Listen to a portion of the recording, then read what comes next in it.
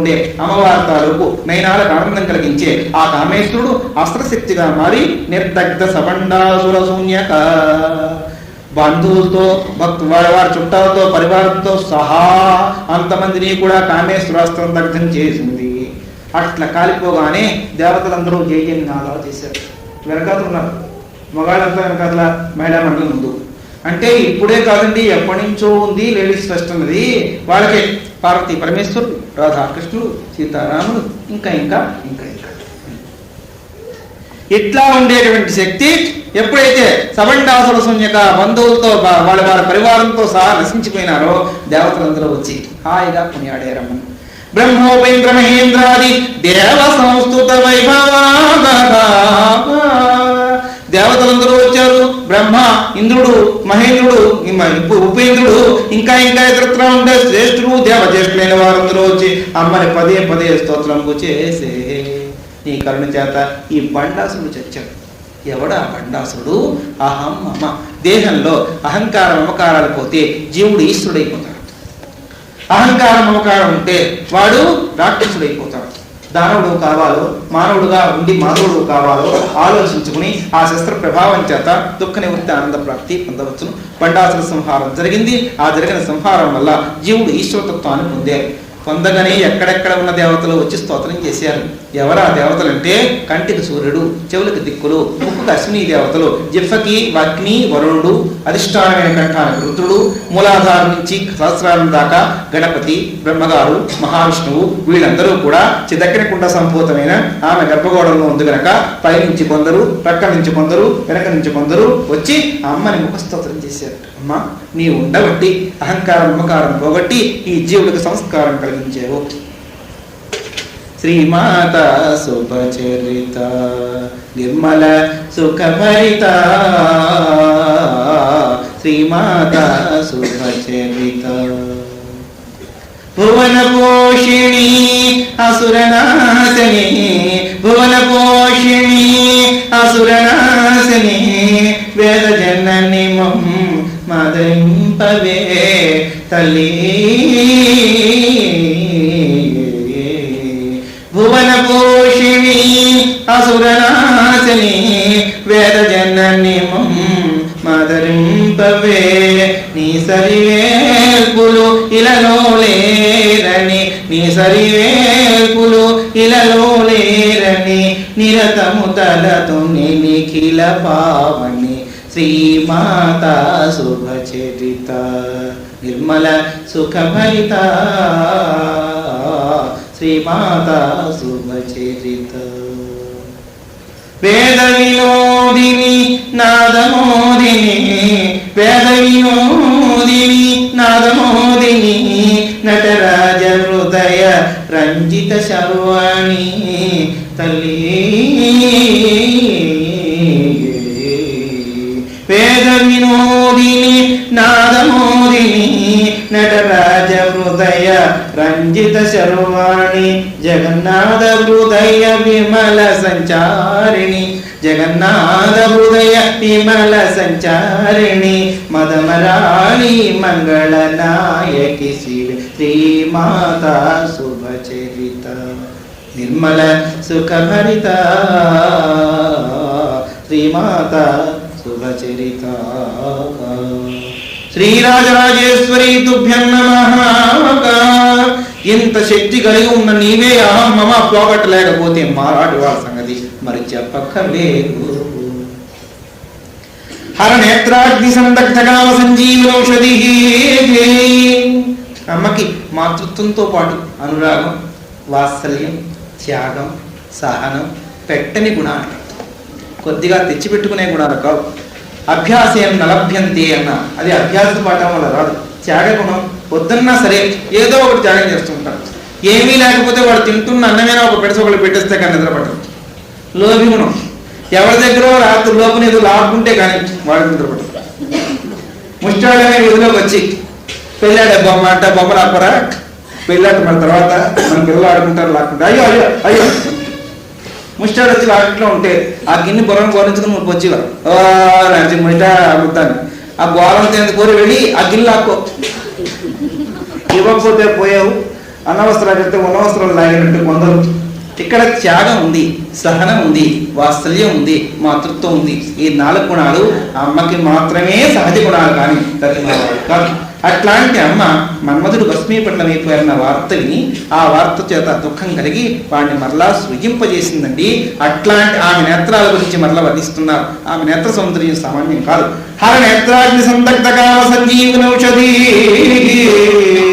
శివుడు కోపంతో రూపం ధరించి మన్మధుడిని భస్మీపట్లం చేస్తే అట్లాంటి వారిని మరల తిరిగి పుట్టించగలిగే ప్రజ్ఞ కలిగిన అమృత వీక్షణతో చూసే చూపు ఆమె దగ్గర ఉన్నది. ఆమె చూపులో మృత సంజీవిని విద్య ఉందిట. ఆ విద్యా ప్రభావం చేత అట్లా చూస్తే చాలు నిర్జీవులని జీవం వహిస్తాయి. అట్లా ఎవరికైనా జరిగిందా? మన్మధుడికే జరిగిందండి అంటున్నారు సౌందర్యంలో భగవత్పాదులు వారంటారు.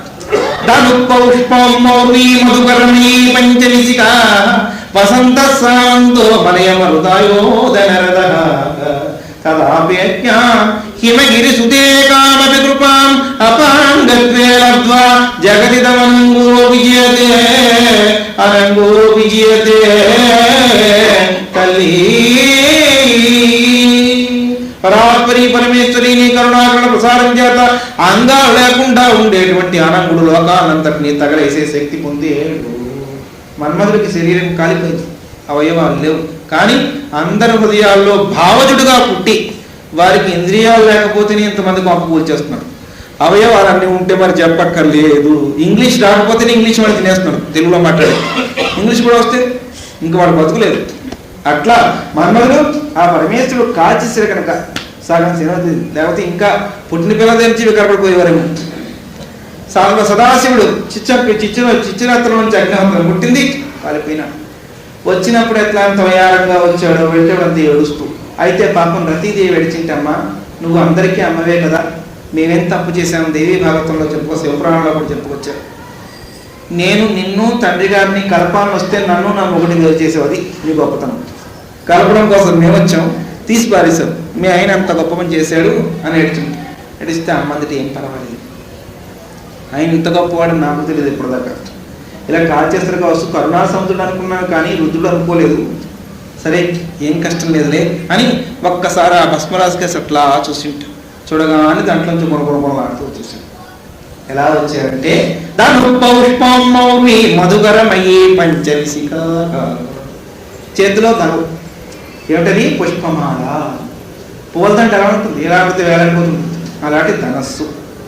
దానికి ఉండే వింటి నారి మధుకరమయ్యి తుమ్మెదల బారు.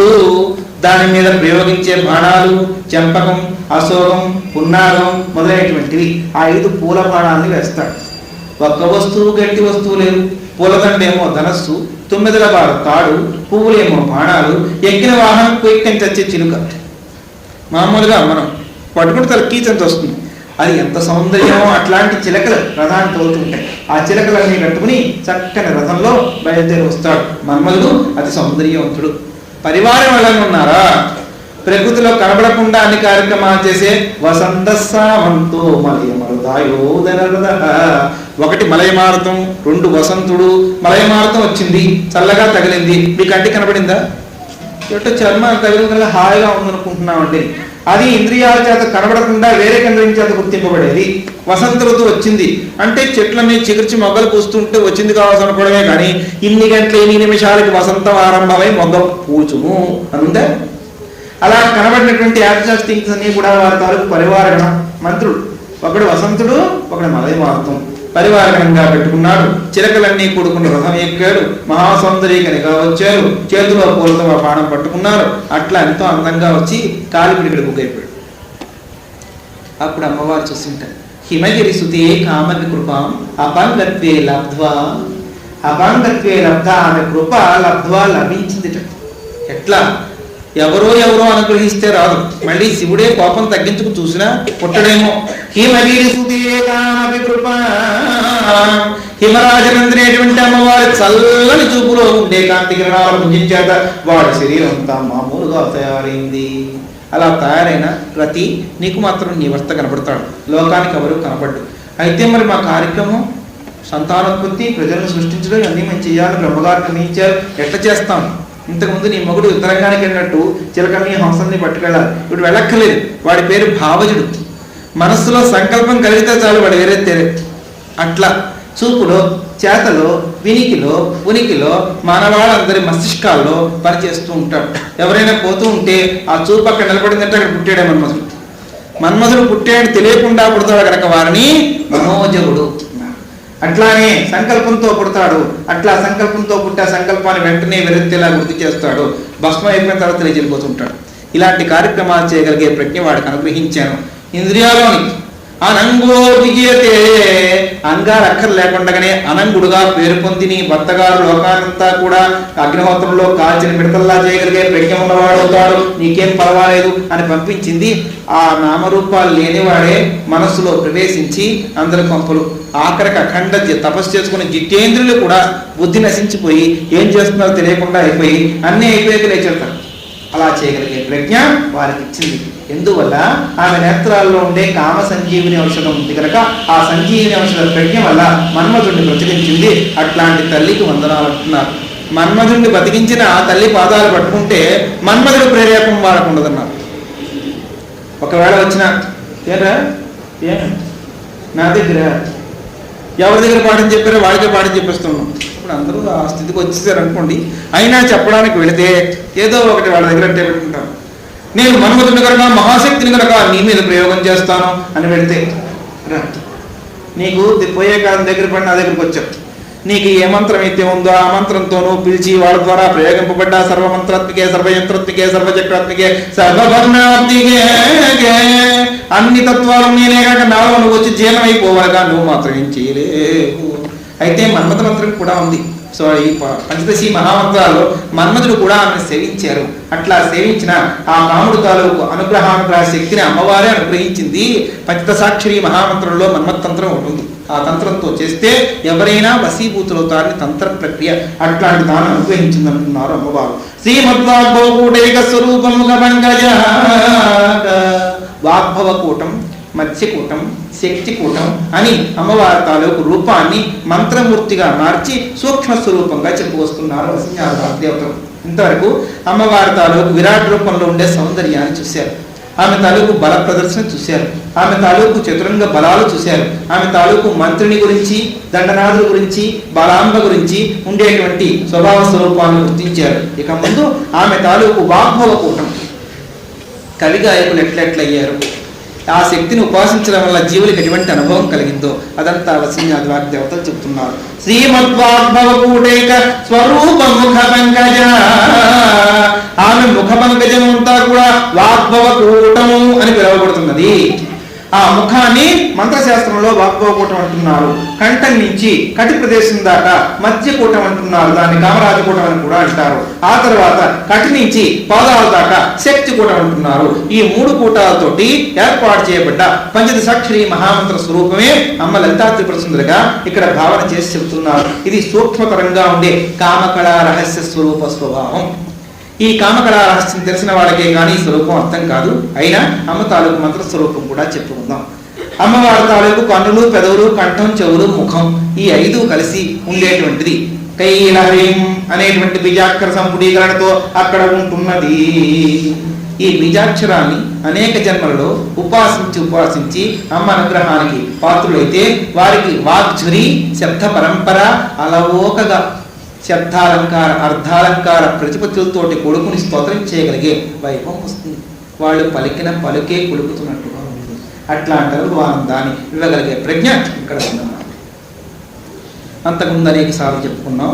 మరొక్కసారి అటతనిగాంచే భూమిసురుడు అంబరచుంబి శిరస్సరజ్జరీ పటల ముహుర్ముహుర్లొడతరంగ మృదంగ నిస్వన స్ఫుట నటనానుకూల పరిపుల్ల కలాప కలాపి జ్వలనో కటక జరత్కరేణు కరకంపిత సాలము శీతశైలము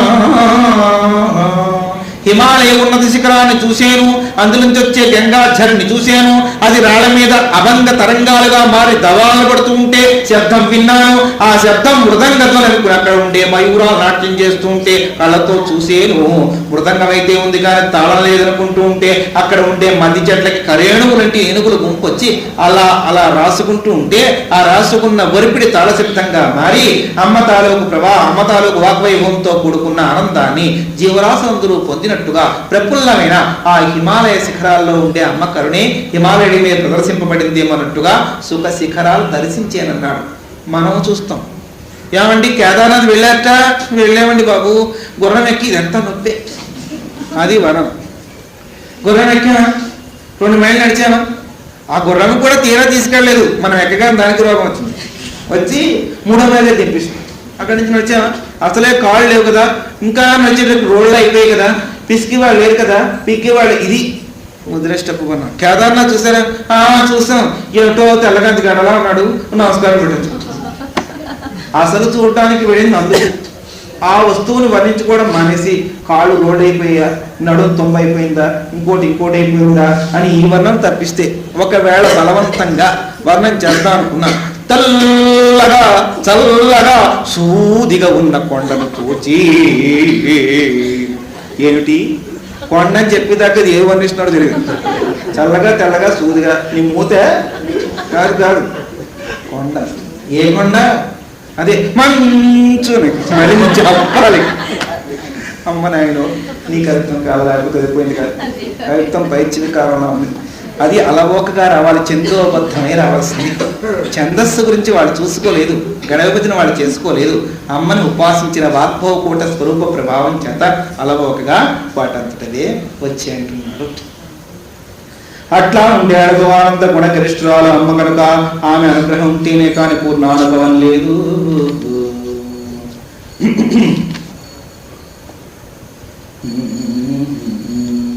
మాటల అవి కోటి మీనలు, మాటల అవి కోటి మీనలు, స్వరతరంగాల శతకోటి వేణువులు, స్వరతరంగాల శతకోటి వేణువులు, మాటల అవి కోటి మీనలు.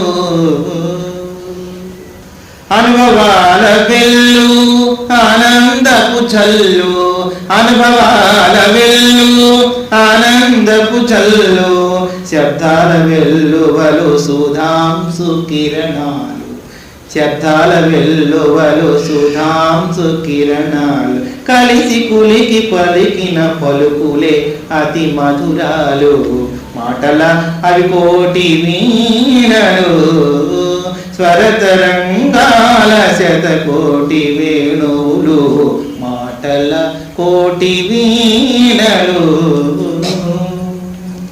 అధరాల కదలికల మధుబొలుకు మొలకలు, అధరాల కదలికలు మధుబొలుకు మొలకలు, కవి గాయకులకు కదిలే ఊపిరులు, కవి గాయకులకు కదలే ఊపిరులు, వాగీశ్వరీయతలో పొయ్యలకు కళ్ళాలు,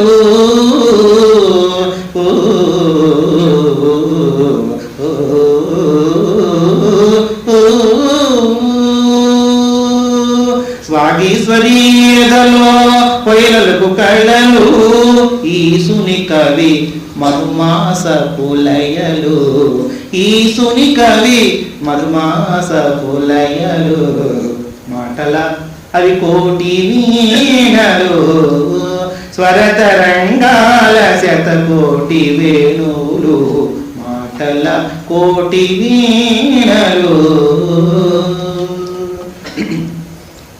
వాగ్భవ కూటాన వెలసిన మంజరులు, వైభవ మోహాల తరగల నూరగలు, వాగ్భవ కూటాన వెలసిన మంజరులు, వైభవ మోహాల తరగల నూరుగులు, జగన్నాథు ఎదనేలు భావతరంగాలు, జగన్నాథు ఎదనేలు భావతరంగాలు, జగమేలు మహారాజ్ఞి నవ్య విలాసాలు, జగమేలు మహారాజ్ఞి నవ్య విలాసాలు, మాటల అవి కోటి వీణలు, స్వరతరంగాల జత కోటి వేణువులు, మాటల కోటి వీణలు వీణలు.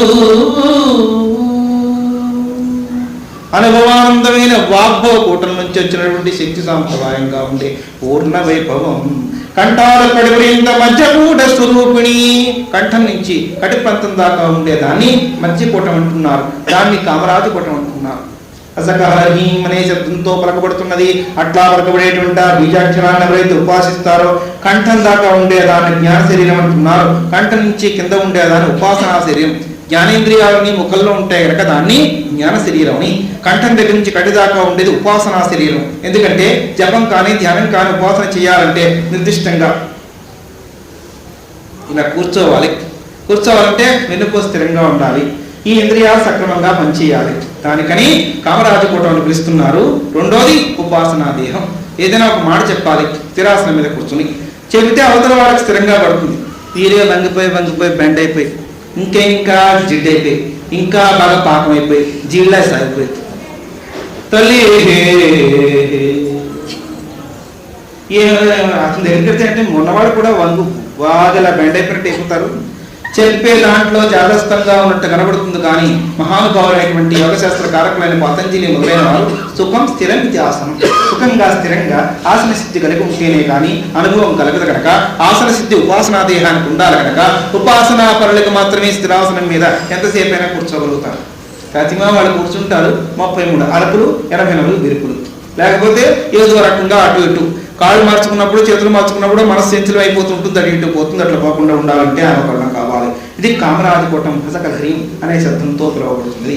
ఇక శక్తి కూటం, శక్తి కూటైకతాపన్న కట్టధోబారదారిని హసకహ్రీం అనేటువంటి నామాక్షరాలతో పిలువబడుతున్నది. ఇది శక్తి కూటం అంటారు. ఈ కటి ప్రాంతం నుంచి పాదాల దాకా. ఎందుకు దీనికి శక్తి కూటం ఉండాలి? సమస్తమైన జనావళి ఉత్పత్తి కార్యకారణాలకు అధిష్టానమైనటువంటి కామక్రీడి తరంగితాలకి అధోముఖంగా ఉండేటువంటి స్థానం, సమస్త జనానికి అధిష్టాన చక్రం కనుక ఆ జగన యంత్రం అంతా కూడా సృష్టి కార్యకారణం కనుక దాని శక్తి కూటం. అందులోంచి సమస్త శక్తులు ఉత్పత్తి అవుతున్నాయి. పృథివీ మండలం ఆమె జగన్ మండలం కనుక ఆ పృథువుల నుంచే సస్యం అంతా వృద్ధి అవుతున్నది, పశువులు ఉత్పత్తి అవుతున్నాయి. పశువులు, పక్షులు, క్రిములు, కీటకాలు, శరీ సుపాది ఎనయంలో ఉంటే సమస్త వస్తువులు కూడా పుడుతున్నాయి కనుక సమస్త వస్తువుల ఉత్పత్తి కార్యకారణ స్థానం కనుక అది శక్తి కూటం. ఇట్లా బీజాక్షర సంపుటీకరణతో ఏ ఏ వస్తువులు అయితే వృద్ధవుతున్నాయో అట్లాంటి వస్తువుల అనుభవం 3 కలిసి వాగ్భవ కూటం, మధ్యకూటం, శక్తి కూటం అనే లలితాత్రిపుర సుందరకాలకు మంత్రరూపకమైనటువంటి స్వరూపం అని చెప్పారు. మంత్రపూర్ణమైన ఈ స్వరూపాన్ని ఎవరైతే మహనీయులు ఉపాసిస్తారో వారి తదాకారాకారితమైన స్వభావం వచ్చేస్తుందన్నారు. అయితే మంత్రానుష్ఠానం తీవ్రతరం చెయ్యాలి. ఏదో చేసామని వారు ఎంత చెబితే అంతే. చెప్పాను కదా, పాఠం చెప్పి చెప్పగానే మళ్ళీ పాఠానికి వచ్చేదాకా బొరక తడుసు కూర్చొని అమ్మాయి ఏది స్వరాలన్నీ పోతాయి, శృతి తగ్గిపోతుంది. ఏదో వాయించు ఇదేంటి సా అని పెట్టాను, రీ దగ్గర గా పలుకుతుంది, గా దగ్గర మా పలుకుతుంది, షడ్జమంలో మధ్యమంలో గాంధరం పలికేసి అదేంటి ఆడడం, రీ దగ్గర గా పలుకుతున్నది ఏంటి అంటే నొక్కడం అంత సొంపు. నేనేమో శుద్ధముఖతో కూడా గుర్తులు పెట్టానండి, నేను వాయించానండి, చెప్పానండి, మరి నువ్వు నేను వాయించానండి, మరి ఇదేంటి చేసానండి సాధన. దొంగ మాటలు, ఈ మాటలు నీ సాధన ఏదో నీ మొహంలోనే కనబడుతుందని వారు స్వామి. ఇప్పుడు సాధన చేసిన మొహాలు వేరే ఉంటాయి, వాళ్ళకి వద్దన్న చిత్కాలు వచ్చి చేరుతుంది. సాధన లేకుండా 50 మొహాలు ఉంటాయి. చేసేసానండి అంటే చేసేసాను అంటే వచ్చేస్తుందా? చేసేసాను అండం అనే దాకంత నోరు పెట్టి చేయలేదు తెలుసుకో. మహాత్ములకి మనం మోసం చేద్దామని తెలియదు, నీకే తెలియట్లేదు. వాళ్ళకి వేళ చేసావా? చేశానండి. చేసావా? అయ్యో మరి అలా అయితే అన్ని తక్కడి మాట్లాడి టకాలు దొరుకుతారు. అట్లా వాగ్భవ, శక్తికూట, మత్స్యకూట స్వరూపంగా ఉండే ఆ లలితాంత తాలూకు కరుణ ఎవరైతే పొందుతారో పంచదశాక్షరి మహామంత్రం గాయత్రి స్వరూపమే కానీ వేరు కాదంటున్నారు. 24 అక్షరాలని కూడా కలియుగ ప్రజలు అల్పాయుష్కులు మేధస్కులు కనుక 15 అక్షరాలుగా లాగి సంపుటీకరణ చేసి ఆ సంపుటితో లోకాన్ని గ్రహించడం కోసం పరమేశ్వరుగా సృష్టించి ఇచ్చారు మహనీయులు. అట్లాంటి మంత్రానుష్ఠాన ప్రభావంతో పూర్ణత్వాన్ని పొందవచ్చు. ఆ మంత్రానుష్ఠానం చేసిన వాళ్ళ తాలూకు అనుభవం అంతా కూడా వారి ముఖాల్లోనూ దేహంలోనూ ఆచరణలోనూ అణువణువులో గోచరిస్తుంది. దానికి ప్రత్యేకంగా దర్పణం పట్టి చూడక్కర్లేదు. అట్లాంటి అనుభవం మనం పొందగలమా? పొందవచ్చు. అయితే ఆ పొందడం ఎట్లానో ఆ మూలకూటత్రయ కళేబర స్వరూపిణిగా ఉండే తత్వం ఏమిటో ఎల్లుండి చెప్పుకుందాం. రేపు మరి సెలవు ఇచ్చుకున్నాం కదా. దేవుడు